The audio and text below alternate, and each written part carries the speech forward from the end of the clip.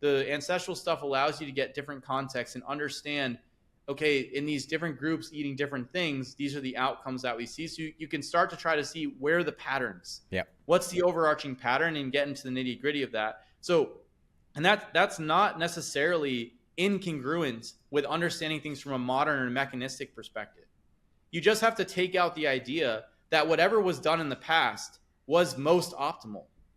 And I think that's a fallacy. This is a fallacy that whatever was done in the past was most optimal. It's whatever was done in the past was what could have been done given that context.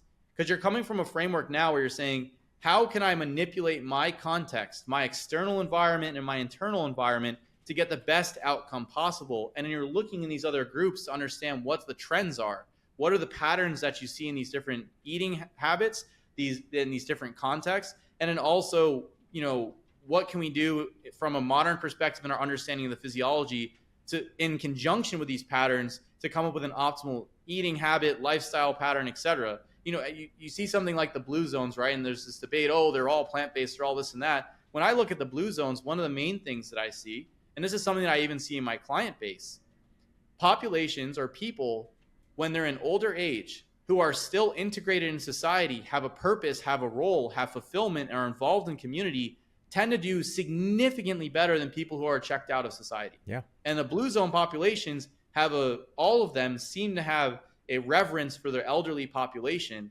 where they're still incorporated heavily into society, still have a purpose, and they still have fulfillment in their lives. Whereas in some of the Western societies, it's like, I worked in the nursing home when I came out of nursing school. You go into the nursing home and you're just there, and there's not much to do, and there's not much community, there's not much connection, there's not much fulfillment. And so there's you get to see patterns like this in these things, as well as some of the dietary stuff as well. So that's how I square the circle, as you said, in trying to bring both things together. So instead of seeing them as dichotomous from each other, seeing them as both inputs into the system, so I can understand the overarching picture. And again, the thing that's important to come to is the fundamental question is, how do we optimize our habits, our lifestyle, our environment, so that we get the best outcomes possible? Not, can we copy what people did in the past, or what people did in the past was the best thing that could have been done.